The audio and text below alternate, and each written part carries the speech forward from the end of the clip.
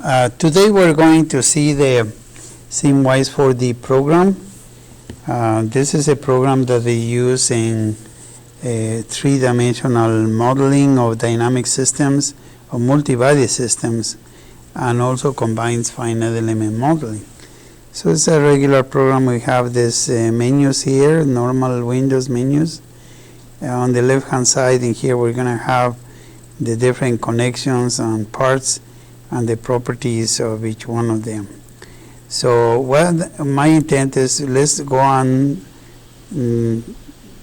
let's do a tutorial on this program from this called the Design Simulation Technologies, the company that puts this program out, that markets it. So we need to put it side by side. Sometimes if we do it here on the right, it might be a little easier. This way, it's your preference.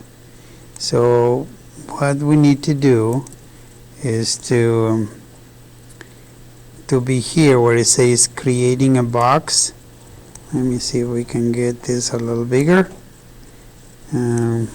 so that everybody can read. There we go. So we're going to one column at a time and then work on the right hand side over here. So maybe switching places because this thing is on the left, the other one on the right. We might have to switch again, but what we want to do is to have the program on the, yeah, this was like this. Okay, we have in here the window that shows the program here. We're going to draw this box, and this is a very nice tutorial as is written. We're going to go over this. In here we are going to create a box and then we're going to drop this box. So it tells you how to draw this box. It says in here we have to go to the menu where it has this kind of device that you see in here. We have this, and right here we can recognize this one says box. Okay, so what you're going to do is click on the base here and click on another point where you have this, you create like a surface, right? And what happens is the moment you click on the second point, you can lift the mouse and create the third dimension. So we went X, Y, and then we just did Z. Okay, and so at this point we click here and we have the box. So what we're going to be doing is we're going to hold all this. It says to run the simulation and see what the block would do to gravity. Then you go and run this button. Do you see here the running buttons? So if we run this, of course we expect this will happen. So we say stop and then reset, and then we can run it again if you want. Okay, so that's what this is. Now in here we have the simulation to see this box. We're going to do some quite a few changes to it. Okay, so here we go. We're going to go and put this on the right so we have a space to maneuver on the left. It says in the property windows you're going to click appearance. So how do you do this? Okay, just similar to working model 2D, we have properties and we have this dialog. Okay, so we click on the appearance. Okay, this is say click on the appearance button, Alright, right here, and then you're going to see this. This is exactly like it, yeah. So we would like to see what if we change this color, for example, to the one just like in the tutorial, the body changes color, right? And so right now I say we need to make it and we need to look at the center of mass, and it says also do it translucent. So there is the center of mass and there is translucent. So we could actually see the center of mass inside. Okay? So everybody okay? So now we continue this and we say in the properties window, click on the post tab and enter the values below. So you have post tab in here. Post is for position, right? So in here he's giving us some numbers, and I think we better do the same numbers so that 0.3. What it's doing is we are changing the position of the center of mass of the body, because we're working with the body, you see. So there it is. And the rotation that we have, it says 0, and then also 0 here, and then of course 0 over here. Yeah. So if you do that, then there is in the property windows to the material here, material, yeah, mass, it says 5 kilograms, yeah, put 5. Coefficient of restitution 0, meaning this thing is experience plastic deformation. Coefficient of friction, we're gonna set it to 0 as well. Okay. Now, in the properties window, click on the box tab and then enter the first 3 values indicated below. So we have the box stuff in here. You know what this is going to do here? It's going to control how big it is. So if I do this, it's 0.2, the length is 0.6, yeah, and then we have the height 0.1, yeah, there you go. So it radically changed the position of this, and of course if we click on close the properties in here and then rerun the simulation with the run button, so we know that this is gonna fall. Yep. Okay, reset. So we will follow what we have next. Okay, here we say we're going to transform this into a pendulum here, and the first thing we're going to do is press F and look at the front view.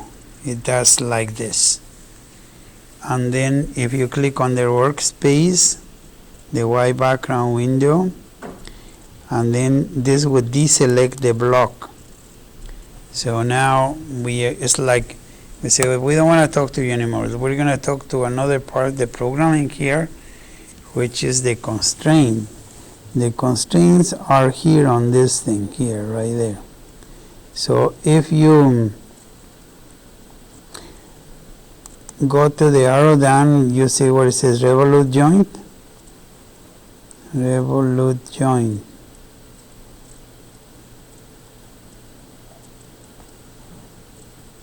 Okay.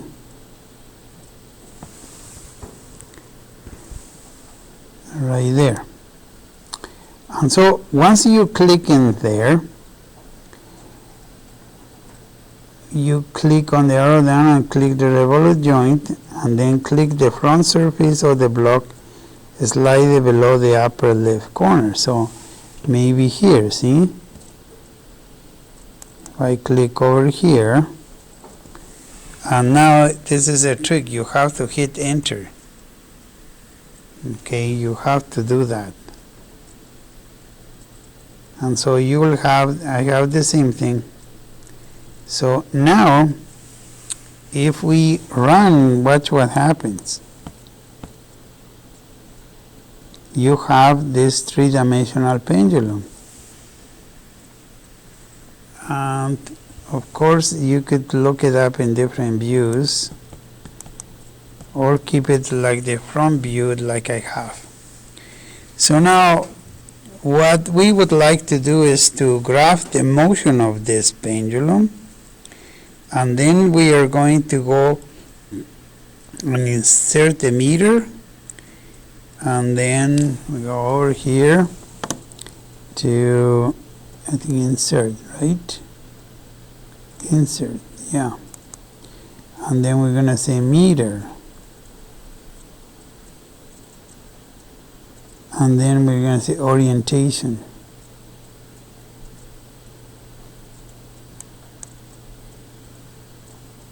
Okay.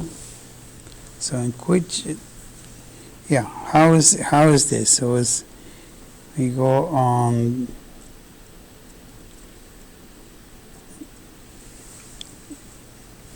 click on the run button and then reset.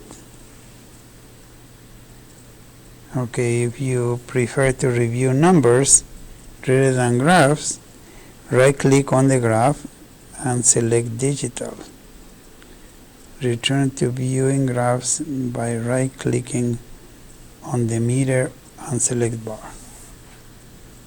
Okay, so you could actually run this thing and you'll see what happens. See?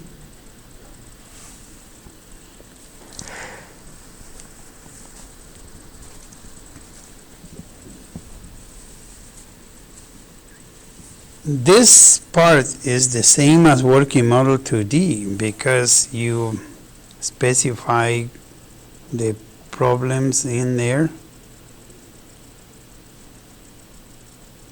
and then you specify the constraints, and then and the plots like we have here, and then we have a complete picture. So we have done this section in here, and so we'll switch over here to the next section. There's here, yeah.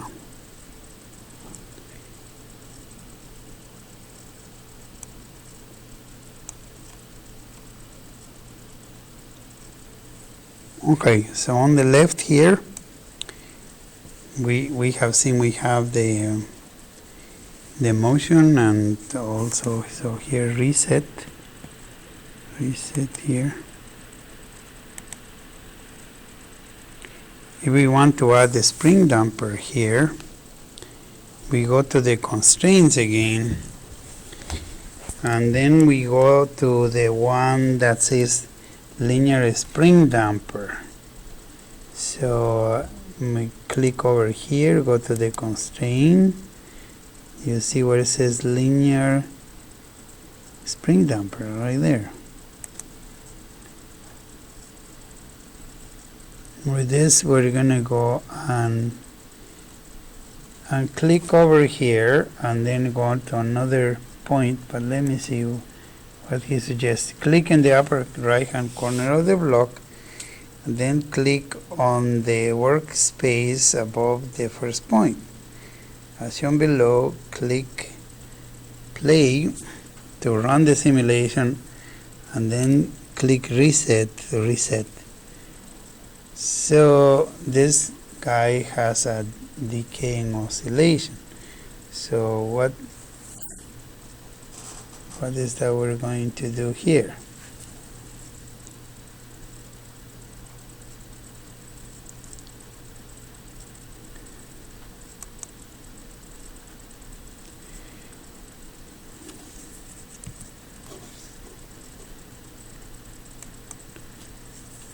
Okay, let's try again. So we have the, so we go linear spring damper. So if you click over here and then you click over here, this is what we need. This is what it's saying we should do. And in fact, mine looks exactly like the one on this picture.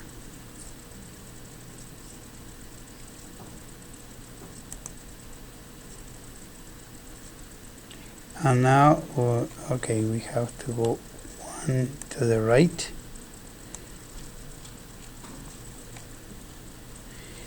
So it says controlling the spring constant right now. We say, okay, with the spring selected, select the insert menu and then select control and then select the spring constant. Yeah, okay, so let's do this. First we need to select the spring. There you go. Okay, select the spring, then select insert menu. On the insert menu,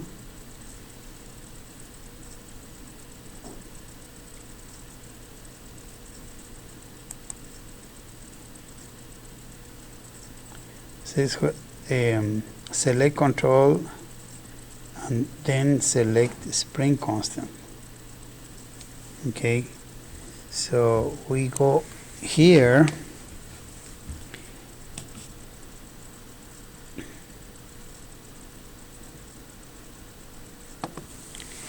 So we go on insert, where is select control?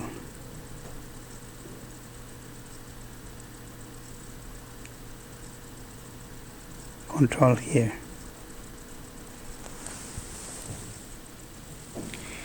And we need to do the spring constant, but we need to highlight this.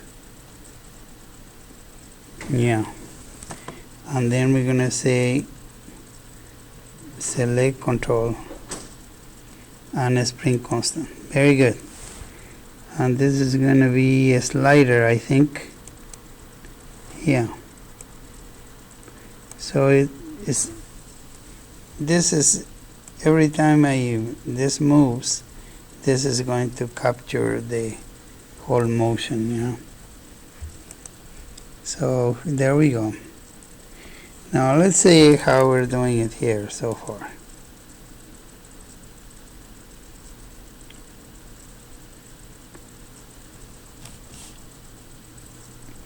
Let's click here. So you could see what it does. Okay, let me try again. Reset and then let it go.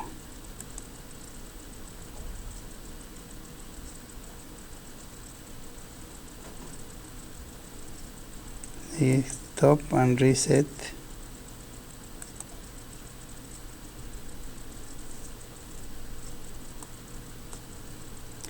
Okay, so in here you could try something interesting. You could do reset, then run, and then you'll see how this changing the stiffness would change the results of this. See?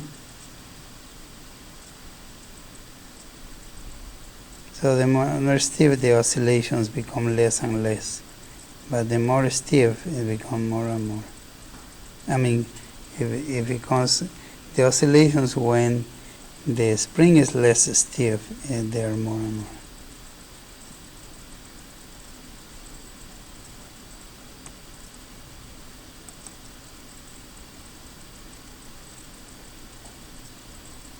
Okay, very good. So you could see the effect of changing the parameters in there. reset. Yeah. All right, so now that we have done this, what we're going to do is we are going to import the cam, another body, from an external source into this. Okay, this has a double meaning for you, because what we are doing is we are allowing another object that was created in a different program to come in. So guess what I have in mind? The idea here is to create three-dimensional models in SolidWorks and then bring them here. So most people have looked at SolidWorks, and it would be a very good way to review that and your SolidWorks class. So in here we're going to go, and it says import the cam on the evaluation folder, then double click on the sample cam set. This is the insert menu. So we're going to go to the insert menu and then body, yeah, there you go, body, and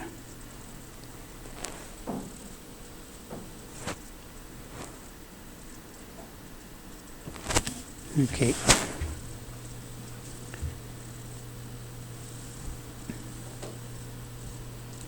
Insert body, and then we have the geometry here.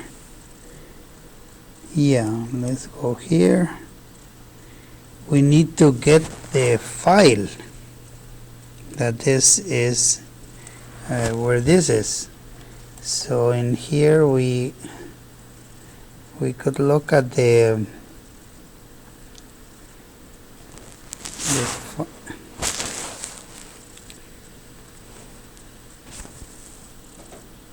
we need to find out where that cam is. I think is in my program files, Simwise4D. Well, it's actually in the temp that we have on Voyager, but each computer is has its own system installed. So if you look at here,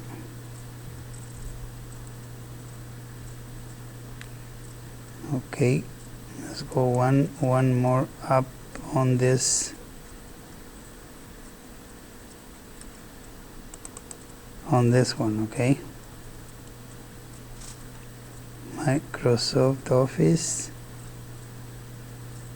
Yeah, here's the Simwise training, and then you have the Simwise4D.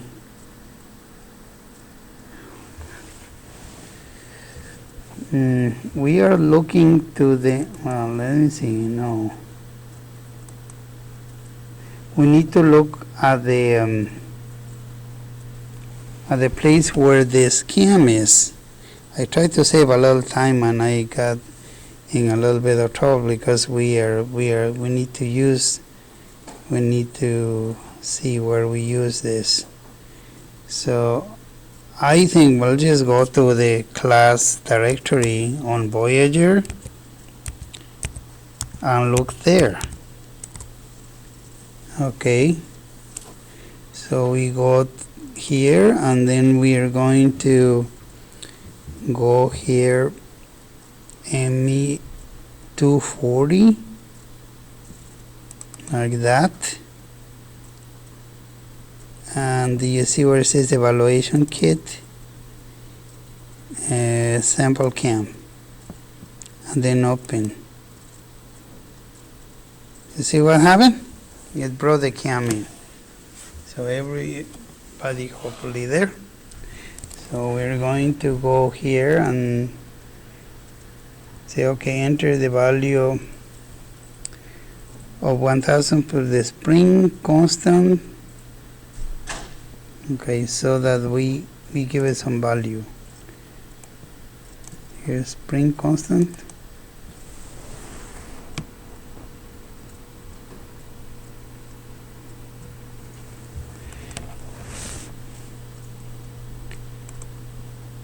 Spring.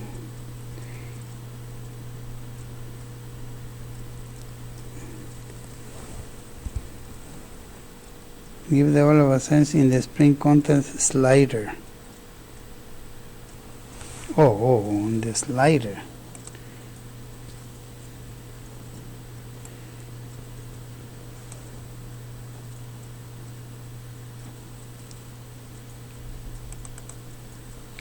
This is the spring constant.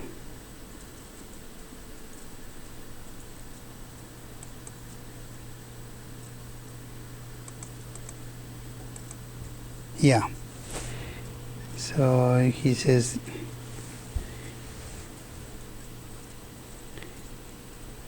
this is working with a slider. Okay. So we want to do the collisions with the scam. Okay. So if we try to run as is, watch what will happen. Because this body is free to fall. So do you notice it just goes through?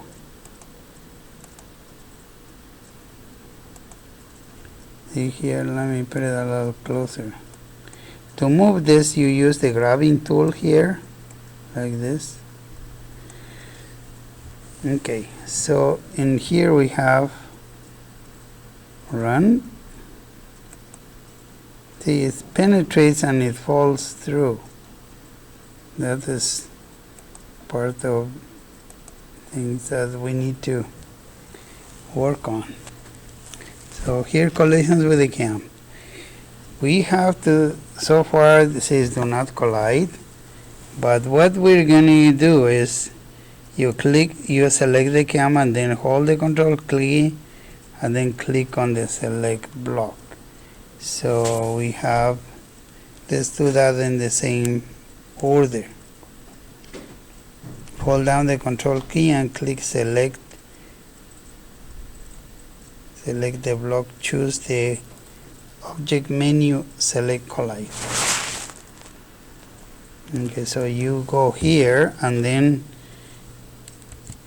control, I think, show here, there are the two selected in here, and then we're gonna go to object and then we say collide. So if you do that, watch this. No longer is the same reaction here, because now this has a stiffness and the body is a rigid body. So here says click to reset. We have created that, and so now it's just showing to this to show that in here the two bodies won't collide.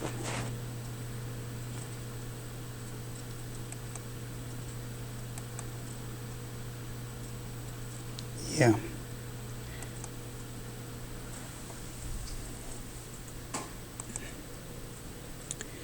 Okay, here we go.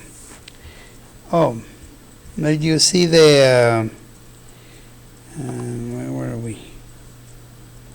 When you want to bring all together in here, you click that button and it brings it all into context here.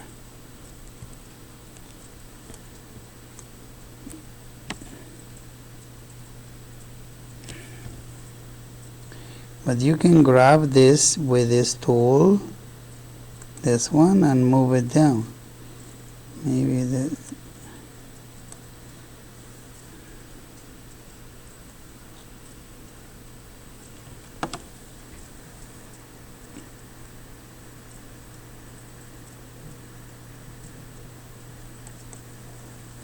there you go.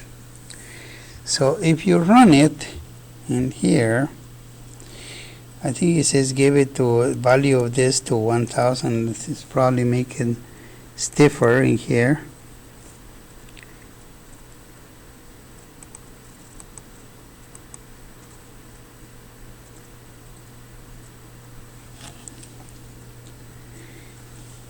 Where's the slider? I think we lost the slider, and we actually need to put the number here.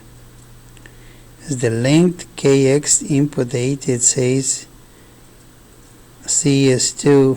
This 8 is the slider. Now where is the slider?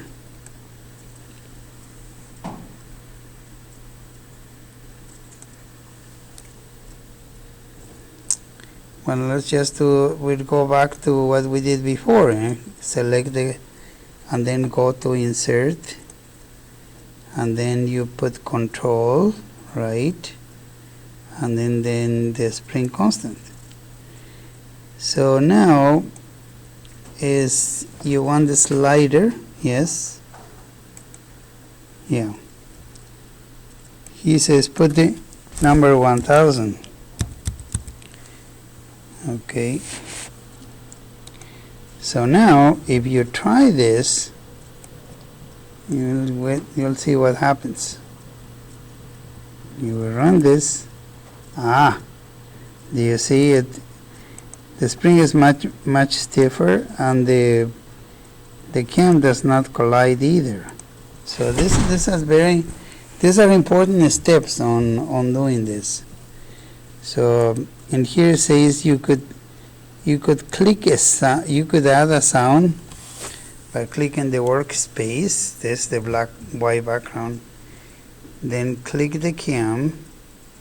This list check boxes associated with the cam in the lower left side of Simwise4D. Okay, so what it's saying is we click on the workspace,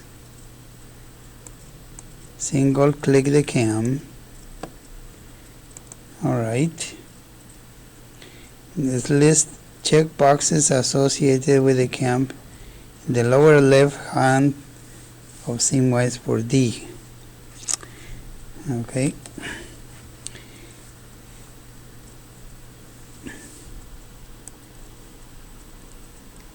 So there is a box that says sound, and then you can choose many sounds in there.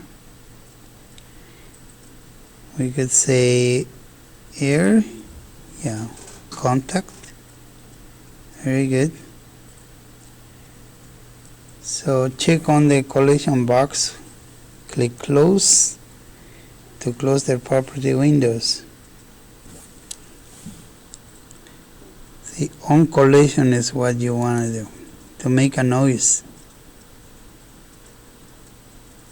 And you say close. We'll see what happens. Just run it. See, mine makes a noise. So I'll do it again.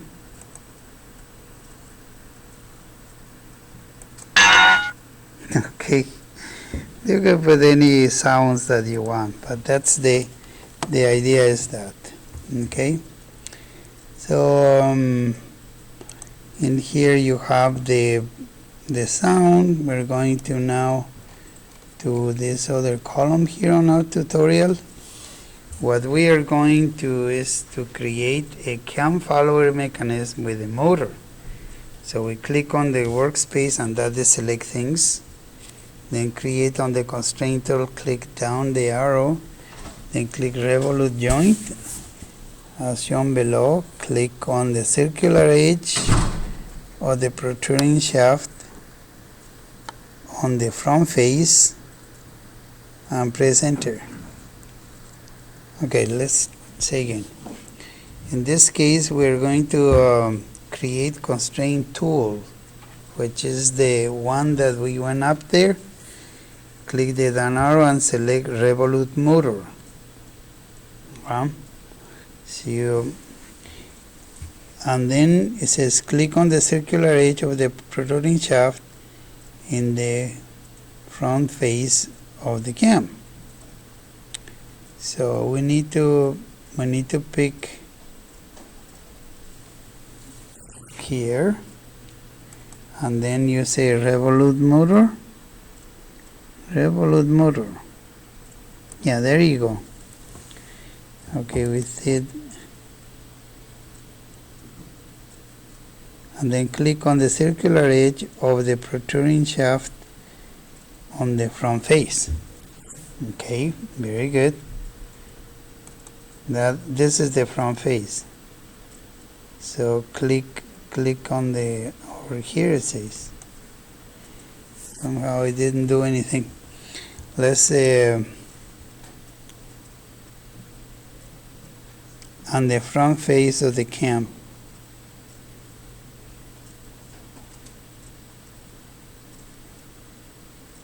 And then press enter.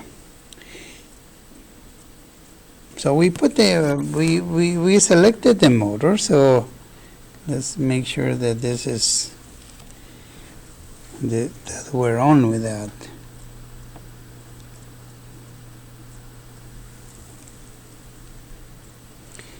So we go over here, pick our revolute motor, yes, okay.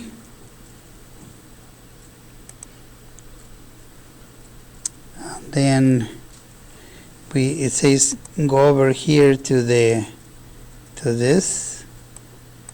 I don't understand how come this should change colors at this point, but let's try again. Maybe it just needs, okay, first it says deselect, then it says revolute motor. Now we're talking. See, now is this, and then there's the constraint. So now if you click enter, yeah, and click on run, watch what happens. Now the cam is rotating, and so is the box, the block. Okay, so what we're going to do now is we are going to make this a dynamic problem by changing the orientation of the block, and then click on move to on the block, and while holding down the mouse button, rotate the block counterclockwise until it has passed the cam. Okay, so what he wants us to do is this. You go over here,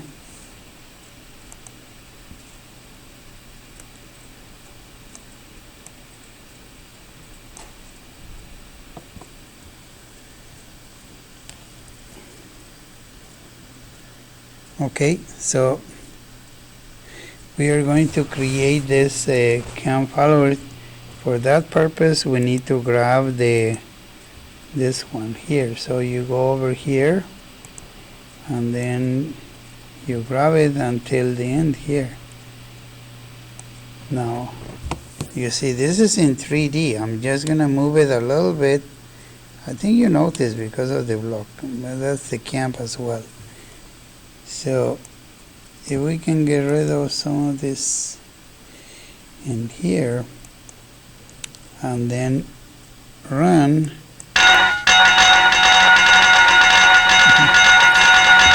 remember my sound, but it's the so we have actually built the mechanism. Hold on here. We're gonna go slow here. Yeah. So this is the beauty of this program, that at this point we have done the three-dimensional motion of this, but we need to create just one more step here.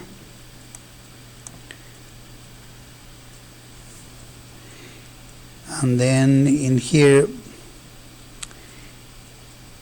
we can plot the stress on this. the stress and strains. See what it says. The pendulum's motion is determined by the shape of the cam and the motor speed. Yeah, of course. So here's where we come in with some new stuff that is totally different than what's in here. Okay.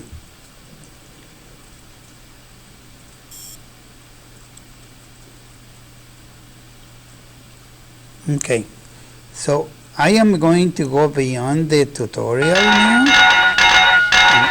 Just so follow me here. I'm just going to say, okay, go do reset.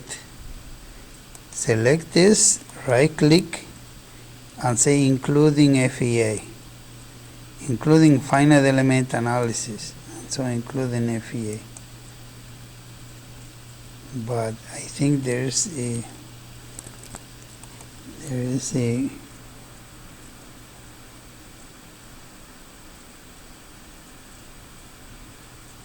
okay. So if we say also including FEA over here, where is it?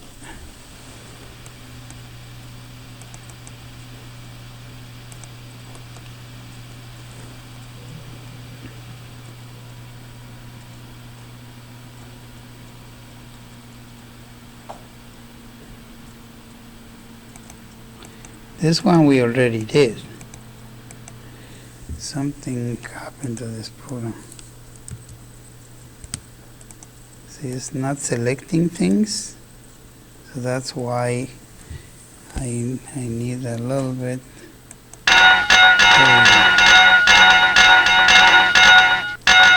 So let me explain you what I am thinking to do now. Okay, we included that in FEA. And so we're going to do this one too. Okay? So what's happening here is that the moment that the cam follows the bar, then is where we will have to analyze the finite element side of it. And I think we should give it a try. So to do that, you see, you go over here where it says, no, down back here. It says motion with FEA. So this is pretty easy and very nicely done. You run this, watch this. You see the colors on the cam, but now the motion has changed and it's slowed down a lot. Why? The reason is that you are calculating the stress and strains on many internal points and nodes on the body.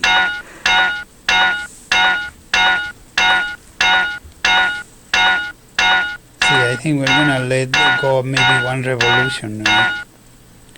But just as we include, do you see how it shows red there where the contact is? This is what we're interested. Okay, so I'm gonna let it run for a little bit more, and then we are going to reset it and run it again. But this time, I want you to notice that whenever it takes a step, it calculates again the values of the contact forces and stress and strains inside parts. So if you do this, stop and then you reset, and then I'm going to go over here and I say include this in FEA. Okay, say yes, because it needs to do it all over again. So now you see we have the finite element model of the bar also. So what are we looking at? You know, here what we are looking is that internally the cam and as well as the bar, they they produce stress and strains because they are in contact with each other. And what it's doing here is that the stress and strains are being calculated at every step. You see, it goes a little bit every time, and we will see the contact forces on this scale here. Maybe may not get all the way here, but we should be able to see this. And we see the now we compare this color with this one, and then you know what the values are. But I remember seeing this one as it turns a little bit more. Let me see. Take a look at this area here. I think it's going to change colors in there.